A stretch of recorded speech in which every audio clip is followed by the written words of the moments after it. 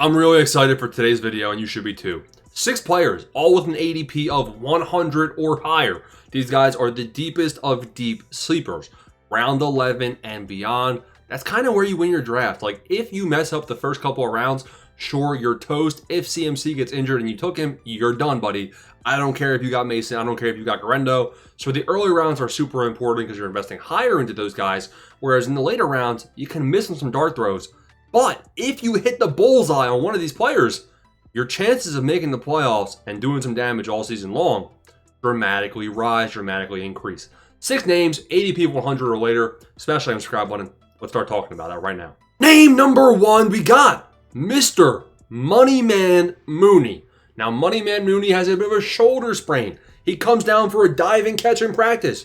He's getting targeted by Penix. The Falcons brass, they say we want to get Mooney more involved this year. The head coach says we want to get Mooney more involved. He's going to be more of a focal point of this offense. Now, how couldn't he when the only other 2 options on this team are Drake London and Kyle Pitts? We know that Pitts has been Mr. Volatile. Now we have a new quarterback with Penix. Taking a look at Drake London. In 2024, he had one other prior season in Chicago in 2021 where he averaged 13 points per game almost. That was with Fields. It was a great year for Mooney. Now in 2024, he had another good season, averaging 12 points per game, 62 receiving yards per game, almost identical to that Chicago season, but he was more efficient because he had less targets, about 2 less targets per game than that year, and a 5% less target share.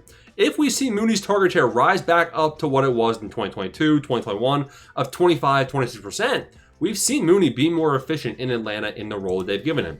Looking at the game log, with Michael Penix, he did have a 13-point game against New York. Week 14, he dropped a 20 bomb. So Mooney's been somebody where he's being targeted deep. He's getting thrown the ball deep. Now, it could be a bit more of a boom or bust situation where if he's not getting the looks, sure, he's going to have some weeks where he drops 6, a week where he dropped 4, a week where he dropped 5. There's a bit more variability in the results dropped in here with Mooney. You're not expecting wide receiver 1 upside, but you can get a week where he drops 20 at the blink of an eye. Now, the reason I love Darnell Mooney and the reason he's a deep sleeper, ADP of 108. Now, the shoulder injury is a bit of a concern. If we're looking at Mooney, we're going to hope, like there's guys where Godwin, Addison, it's built into their price that they're missing the first 1, 2, 3 weeks of the season. With Mooney, you're really hoping that we see him out there sooner rather than later. If he's going to miss time early on in the season, and 1 at 110, it honestly might be a fair price. But if Mooney's going to be healthy and you have Michael Penix, I think we're going to see another 12-plus point per game season from Mooney.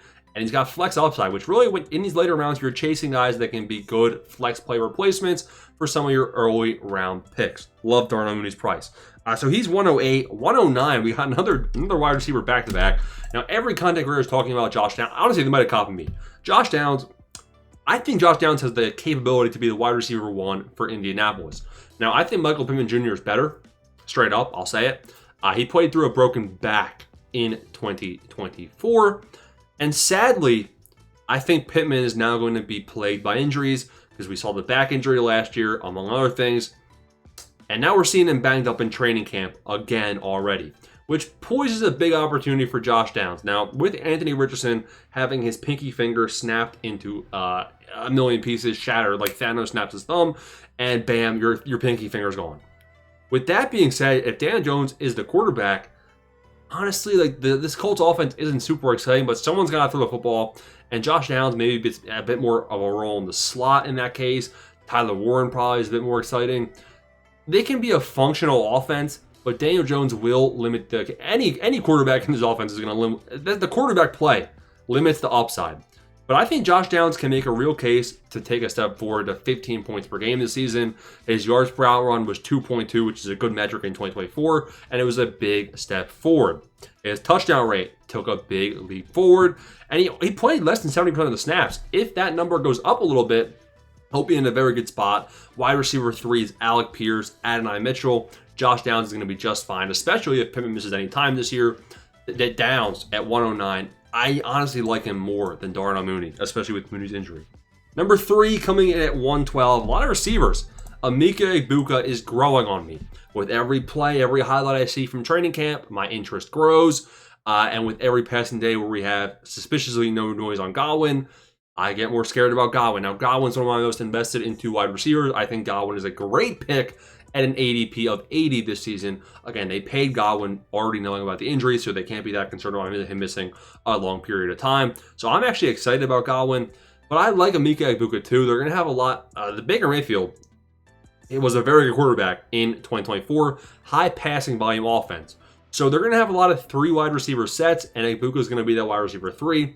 Evans and Godwin, they're both injury prone. So if one of them misses time, which Godwin, it looks like he's going to miss the first couple of weeks, right? Egbuka is going to get very valuable snaps and get thrust into the wide receiver 2 role early on. So maybe he builds a connection with Baker in those first 3 weeks. And if he doesn't, you're screwed. But if he does, he'll probably get an increase in playing time even when Godwin comes back.